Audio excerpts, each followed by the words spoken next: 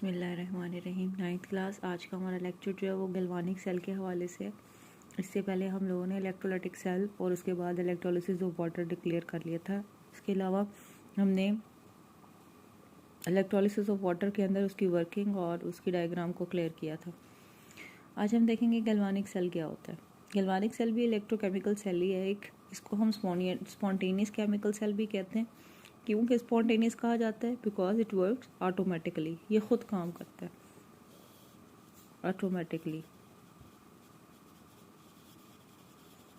Automatically without current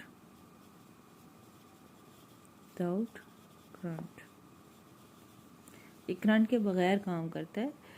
इसके साथ it generate electric current, ये इलेक्ट्रिक करंट प्रोड्यूस करता है, इस्तेमाल नहीं करता बल्कि ये इलेक्ट्रिक करंट को क्या करेगा, प्रोड्यूस करेगा। इसकी एग्जांपल जो है वो डैनियल सेल है। डैनियल वाज द साइंटिस्ट, इन्होंने इसको सबसे पहले बनाया था, इसीलिए उसके नाम पे इन्होंने इसका नाम रख दिया।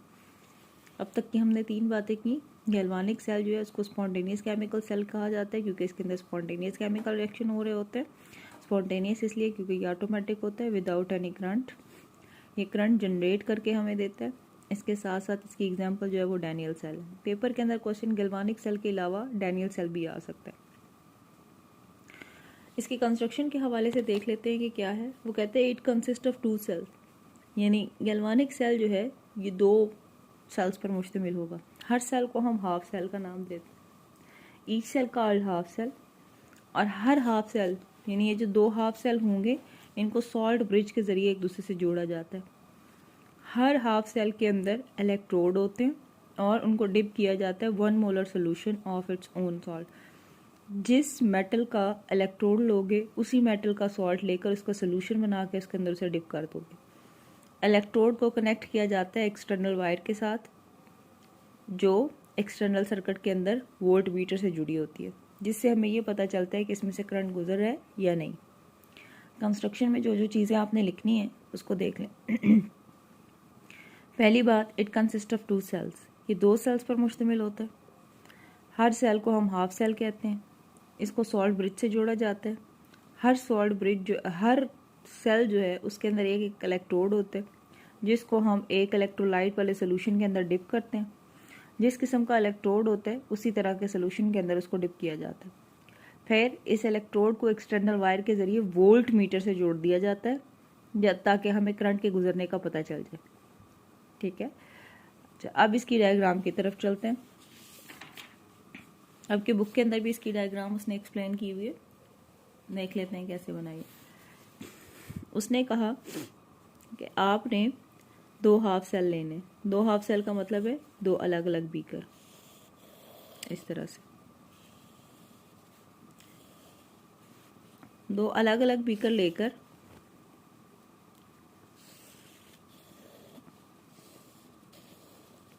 इनको आपने सॉल्ट ब्रिज से जोड़ दिया।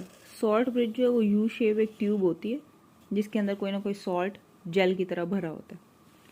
इसके अंदर एक एक इलेक्ट्रोड होता है। हर हाफ सेल का अपना अपना इलेक्ट्रोड, और दोनों डिफरेंट इलेक्ट्रोड हो सकते हैं। और इनको आप जोड़ देते हो किसके साथ, एक्सटर्नल वायर के थ्रू वोल्ट मीटर से। इस वोल्ट मीटर से हमें इसके अंदर करंट का आइडिया हो जाता है। इसके अंदर हमने 1 मोलर सोल्यूशन डाला हुआ है दोनों में। किस चीज़ का 1 मोलर सोल्यूशन? अगर मेरे पास ये वाला इलेक्ट्रोड जिंक का है तो मेरे पास जो सोल्यूशन होगा वो जिंक सल्फेट का होगा। अगर मेरे पास ये वाला इलेक्ट्रोड कॉपर का है तो ये जो सोल्यूशन में लूँगी दैट इज CuSO4। क्लियर हो गया? इतनी छोटी सी इसकी डायग्राम उसने बनाई हुई है। इन 2 बीकर अलग अलग लेकर उनको सॉल्ट ब्रिज के जरिए जोड़ दिया जाता है। सॉल्ट ब्रिज जो है that is salt bridge. Salt bridge जो है वो यू शेप की एक ग्लास ट्यूब है जिसके अंदर सॉल्ट को भरा जाता है जेल की फॉर्म में।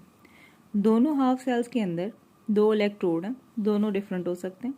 इन दोनों को एक्सटर्नल वायर के जरिए वोल्ट मीटर से जोड़ा जाता है ताकि हमें आइडिया हो सके कि इसमें से करंट गुजर रहा है या नहीं गुजर रहा।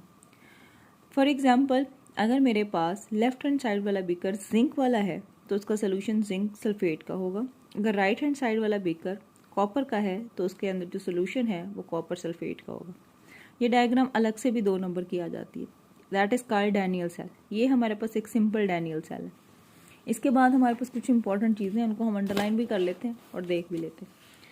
वो कहते हैं left half cell consist of an electrode of zinc metal which is dipped in 1 molar solution of zinc sulphate. यानी ये वाला जो है वो जिंक मेटल से बना हुआ है और इसके अंदर जिंक सल्फेट का सोल्यूशन है।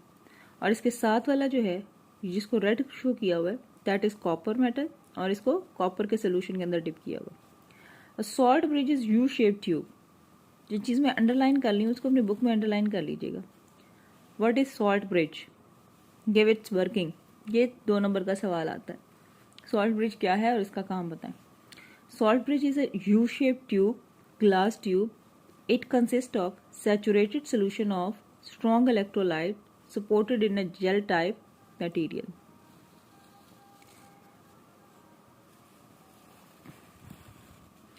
The end of U-tube are sealed with the porous material like glass wool.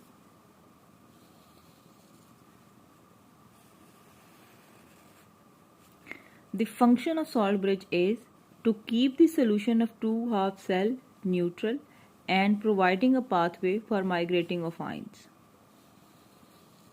जो लाइनें मैंने अंडरलाइन की हैं that is your short question. Salt bridge क्या है, इसका काम क्या है।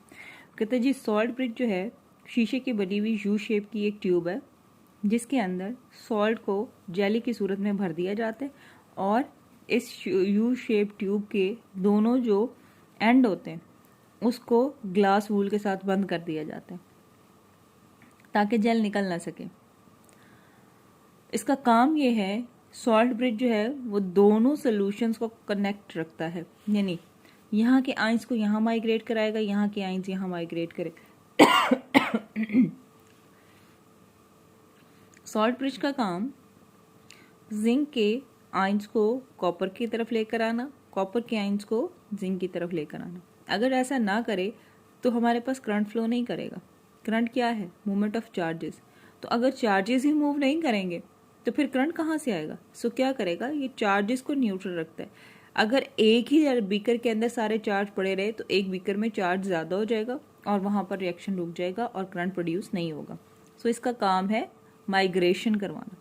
किसकी माइग्रेशन करवानी है इसने उस सोल्यूशन में मौजूद आइंस की माइग्रेशन करवानी है ताकि फ्लो ऑफ चार्जेस होता रहे और करंट जो है वो प्रोड्यूस होता रहे। क्लियर हो गया जी। चलें उसके बाद हम चलते हैं वर्किंग की तरफ। वर्किंग भी इसकी इंतहाई आसान है। अच्छा अब याद रखें इस सेल के अंदर एनोड और कैथोड नहीं होते जब तक रिएक्शन नहीं होगा। जब रिएक्शन होगा उसके बाद हमें पता चलेगा कि एनोड कौन सा है और कैथोड कौन सा है। ठीक है, ये जो साइन उसने लगाए हैं ये रिएक्शन के बाद उसने लगाए, पहले नहीं होते क्योंकि यहाँ बैटरी नहीं है। Zinc metal has tendency to lose electron more rapidly than copper. Zinc और कॉपर के दरमियान में मुकाबला होता है। जिंक अपने इलेक्ट्रॉन जल्दी दे देता है कॉपर के मुकाबले में। एज ए रिजल्ट क्या होता है, जिंक की ऑक्सीडेशन हो जाती है और जहाँ ऑक्सीडेशन होती है वहाँ रिमूवल ऑफ इलेक्ट्रॉन होता है और रिमूवल ऑफ इलेक्ट्रॉन को हम ऑक्सीडेशन कहते हैं और वो वाला टर्मिनल जहाँ ऑक्सीडेशन होती है वो हमेशा एनोड कहलाता है। ये एमसीक्यू याद रखिएगा। ऑक्सीडेशन जो है ऑलवेज एट एनोड, तो हमने इसको नेगेटिव चार्ज का नाम दे दिया क्योंकि इलेक्ट्रॉन निकलते जा रहे होते हैं तो ये पूरा कंपार्टमेंट नेगेटिव हो जाता है। तो यहाँ पर ऑक्सीडेशन हो रही है, ये एनोड बन जाता है। और जिंक क्या करेगा, जिंक जो है अपनी ऑक्सीडेशन करवाने के बाद अपनी आइंस को साथ वाले कंपार्टमेंट में मूव करवा देगा।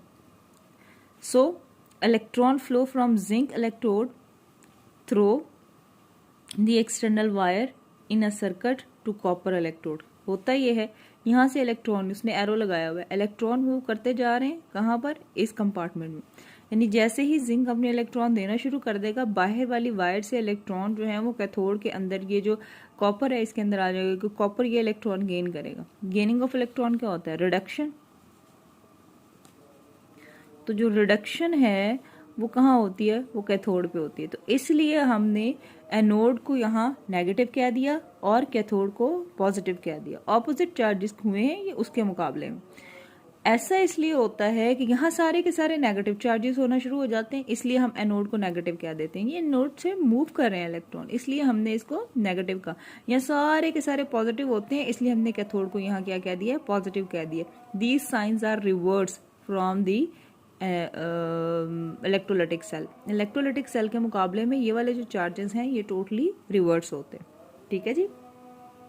अच्छा, वर्किंग के केस में जो हमारे पास वर्किंग होती है, टेक्स प्लेस,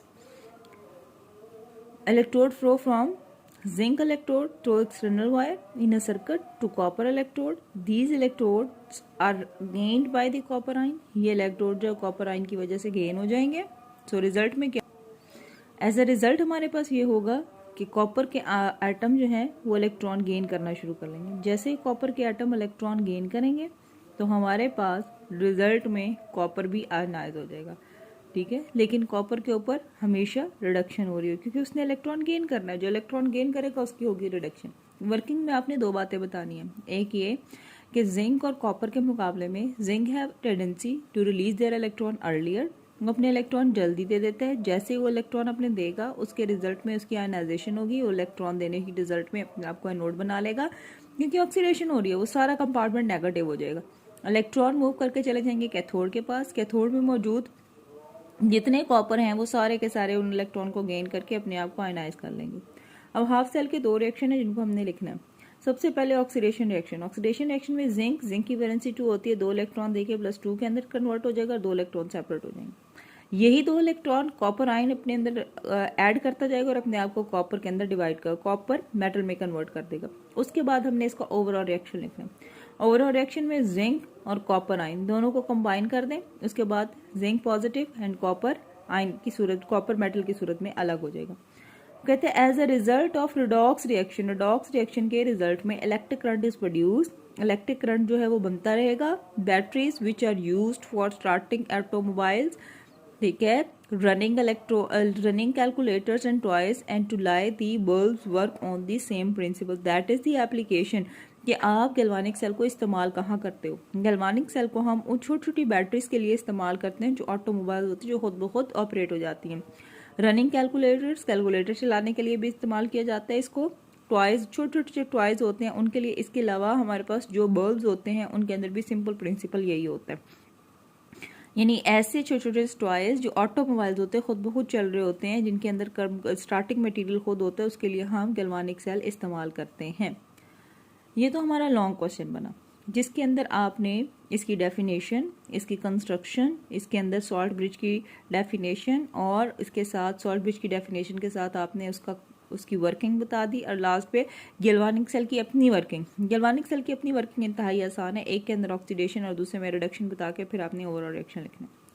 इसके साथ आपका काम ये है कि आपने इलेक्ट्रोलाइटिक सेल और गैल्वानिक सेल का यहाँ डिफरेंस दिया हुआ है, उसको याद करना है क्योंकि ये हमारे पास है लॉन्ग क्वेश्चन। पेपर के अंदर गैल्वानिक और इलेक्ट्रोलाइटिक सेल का डिफरेंस भी आ जाता होता है। सो वो बच्चे जिन्होंने इलेक्ट्रोलाइटिक सेल भी याद कर लिया और गैल्वानिक सेल उन्हें क्लियर होगा तो वो डिफरेंस आसानी से लिख सकते हैं। लेकिन इन डिफरेंस के अंदर से MCQs आ जाते हैं, इस वजह से आपने इसको जहन में रखना है कि डिफरेंस क्या है और इसको कैसे लिखोगे। इलेक्ट्रोलाइटिक सेल जो है वो सिर्फ एक कंप्लीट सेल पर मुश्तमिल होता है और इसको बैटरी से कनेक्ट किया जाता है। लेकिन गैल्वानिक सेल जो है वो 2 सेल्स पर मुश्तमिल होता है और इसको सॉल्ट ब्रिज से कनेक्ट किया जाता है। इलेक्ट्रोलाइटिक सेल का जो एनोड होता है वो पॉजिटिव होता है और इसका जो कैथोड होता है वो नेगेटिव होता है। लेकिन गैल्वानिक सेल का जो एनोड है वो नेगेटिव होगा और इसका जो कैथोड है वो पॉजिटिव होता है। Electrical energy is converted into chemical energy, यानी करंट इस्तेमाल करके केमिकल को तोड़ा जाता है, लेकिन यहाँ केमिकल को तोड़कर इलेक्ट्रिक करंट बनाया जाता है। अच्छा जी, इलेक्ट्रोलाइटिक सेल के अंदर current is used for a non spontaneous reaction. Current को इस्तेमाल किया जाता है उन रिएक्शंस के लिए जो खुद ब खुद नहीं हो सकते। लेकिन गैल्वानिक सेल के अंदर क्या होता है, वो कहते हैं redox reaction takes place spontaneously, यानी जो ऑक्सीडेशन और रिडक्शन के रिएक्शन होते हैं वो ऑटोमेटिक होते हैं, वो खुद ब खुद होते हैं। उनको करने के लिए किसी किस्म की आपको बैटरी की ज़रूरत नहीं पड़ती। ठीक है, अब तक की हमारी 3 इंपॉर्टेंट चीज़ें क्लियर हो गई, इलेक्ट्रोलाइटिक सेल, गैल्वानिक सेल और इन दोनों का डिफरेंस। 9th क्लास, इसको बड़े ध्यान से कीजिएगा क्योंकि इसके अंदर से शॉर्ट क्वेश्चन डायग्राम की सूरत में भी आ जाते हैं। एक शॉर्ट क्वेश्चन तो मस्ट आएगा कि define salt bridge and give its function. So इसको आपने बेहतरीन तरीके से प्रिपेयर कर लेना, ठीक है जी। Okay 9th class, good luck.